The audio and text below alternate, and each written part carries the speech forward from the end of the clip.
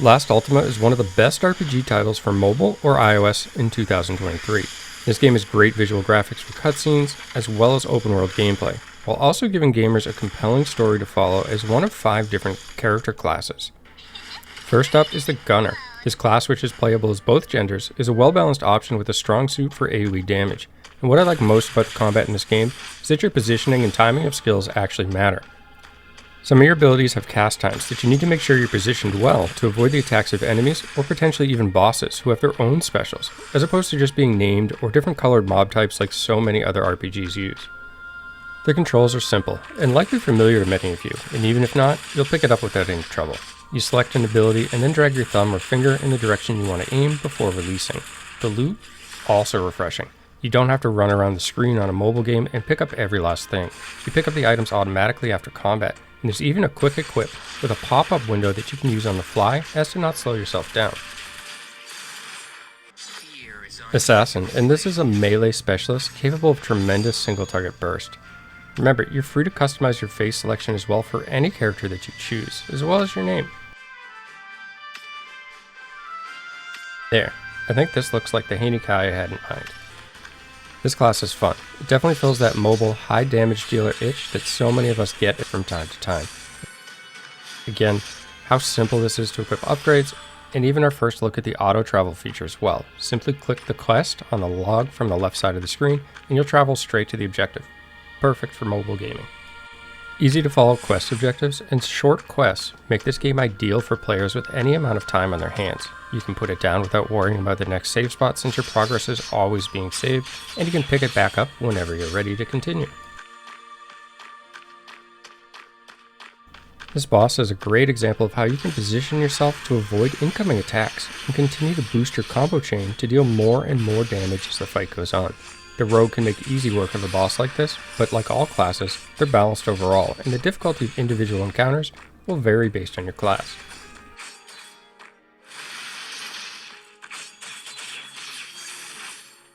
Tons of fun. Definitely check out the Assassin class when you get a chance. Yep, that's right. You also get wings to help you travel and add to the immersion of the game. These are cosmetic, by the way, so you can get different styles and wear your favorite set. Up next, and so far my personal favorite, the Fighter. This guy is fun, sporting a huge two-handed sword, more than capable of dealing solid single target damage, as well as AoE damage, and some cool graphics to go along with these amazing abilities as well. There's just something super satisfying about playing this class, and it never gets old.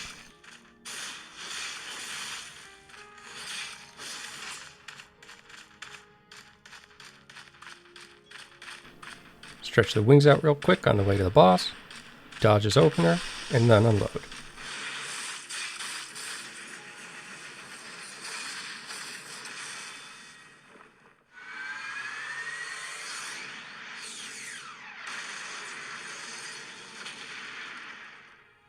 Here we have the Nether Envoy, and of course you can create a character of every class and play them whenever you like while retaining their progress.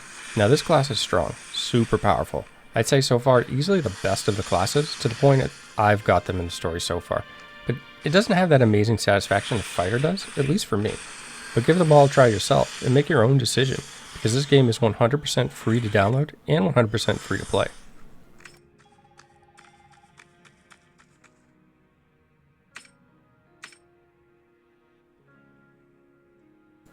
This is our first glimpse at summoning Espers. These are powerful additions to our characters. Now I'm sure you're curious about how you go about upgrading them, so let's go ahead and take a look at that as well. Shortly after receiving your first Esper, you'll get a quest to enter the Esper realm. Now this yields massive rewards, and the difficulty of the realm will increase as you progress through the game.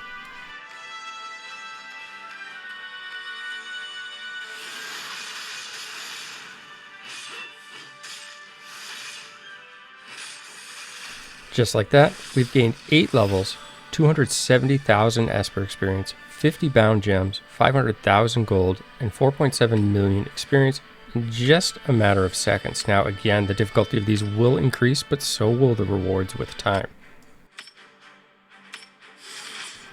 These Espers can also be leveled up, and you can improve their star rating. Just like that, we already have a 4-star Esper. What a change from so many games that take forever or lock the upgrades behind purchases. The last playable class is Sage, and this is an elemental specialist with strong AoE and control effects. When I say that it has some strong spells, well, I mean it, but keep in mind the cast time I mentioned when we first showed Gunner. You'll want to make sure you're positioned well, and that the enemy isn't using anything to stop you in order to get some of these off. Absolutely deleted. And as we turn in this next quest, we get to enter the Esper realm again. That's right, we can continue to improve our Espers already. Last Ultima does an incredible job at making you feel like your time is valuable and letting you improve your character and progress quickly as you play.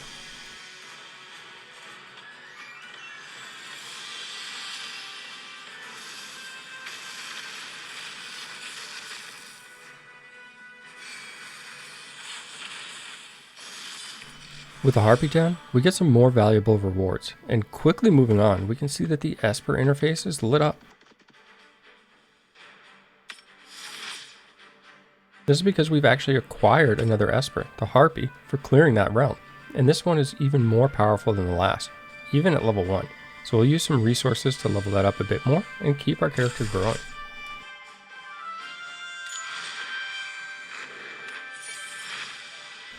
Just a few clicks and we've taken care of all that. Let's see how powerful this Esper is.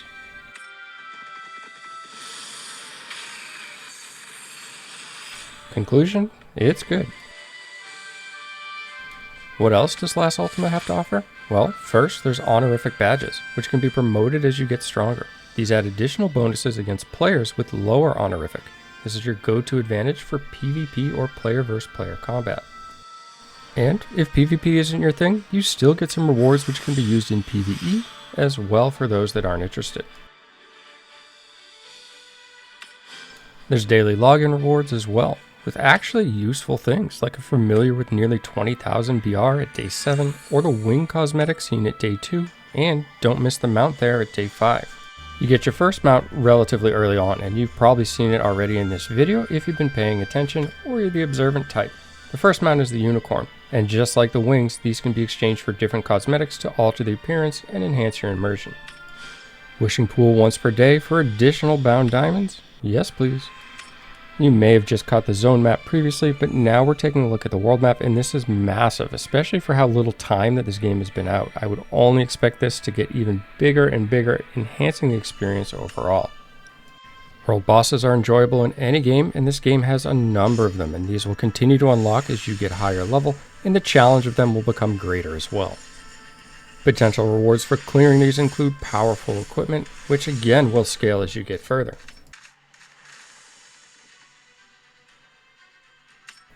Next up we have instances, which will scale in difficulty as well as rewards depending on which difficulty you are able to clear. Now these difficulties are unlocked as you obtain higher levels so that they're more appropriately catered towards your character. Take note of the damage meter in the top right of the screen as well. The Rune Golem and Harpy are my two currently active Espers if you're unaware, but this is a great feature for fine-tuning and theory crafting the best possible setup for your characters. So nice to see this so you can directly see the results of any additions or changes that you might make.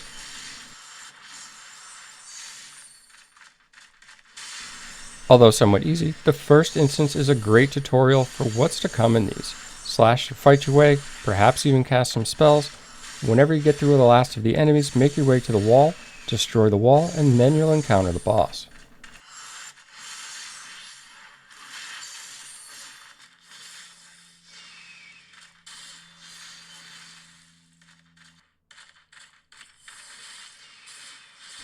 The instance bosses definitely seem like a step up, and that makes sense, because as you'll see once this is completed, the amount of loot that's rewarded is much larger than anything else so far, so you'll want to tackle these when possible, and keep clearing the more difficult ones as you gain access to them.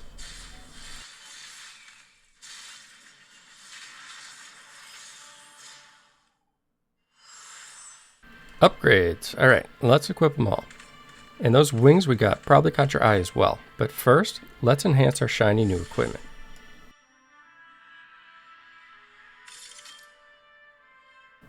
Now you can do pieces individually, or you can use the auto enhance, and the auto enhance will just use all of the resources you have available and maximize the number of upgrades you can have, as opposed to, say, doing it individually and focusing on one or two specific pieces. On to the good stuff. And these are the wing pieces we saw, because you can in fact upgrade both your wings for additional stats and your mount, boosting your character's overall power.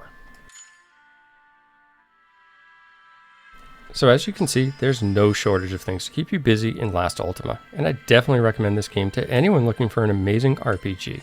Download it for free with the link in the description below. As always, thanks for taking the time to watch, and have a great day.